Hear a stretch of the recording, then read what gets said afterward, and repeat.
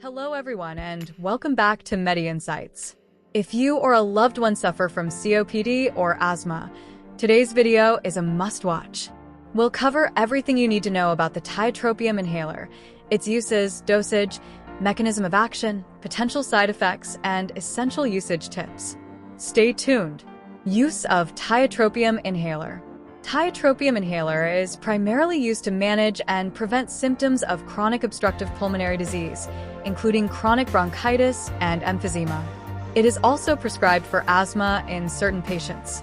This inhaler helps improve breathing by relaxing the airway muscles, reducing wheezing, shortness of breath, and other respiratory symptoms. Next, dosage of Tiotropium Inhaler. The typical dosage varies based on the inhaler type.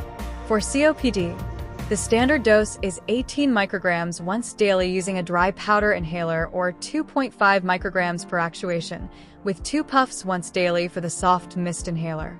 For asthma in adults and children 6 years and older, the usual dose is 2.5 micrograms per actuation, with 2 puffs once daily using the soft mist inhaler.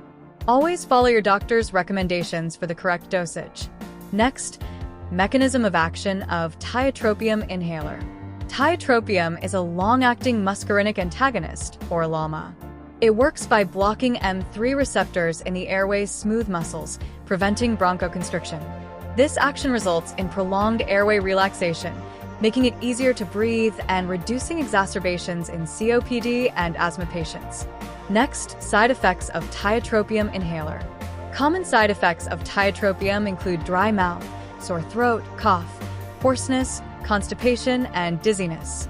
Some rare but serious side effects include blurred vision, difficulty urinating, and allergic reactions such as swelling or rash. If you experience severe reactions, seek medical attention immediately. Here are some important tips for using Tiotropium Inhaler. Do not swallow the capsule if you're using a dry powder inhaler. It must be inhaled using the device. Use it at the same time each day to maintain effectiveness. Avoid getting the medication in your eyes, as it can cause blurred vision or eye pain. This inhaler is not meant for sudden breathing problems, so always keep a rescue inhaler for emergencies.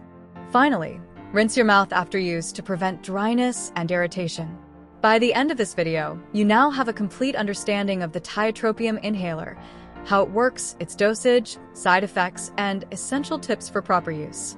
If you found this information helpful, hit the like button and share it with others who may benefit.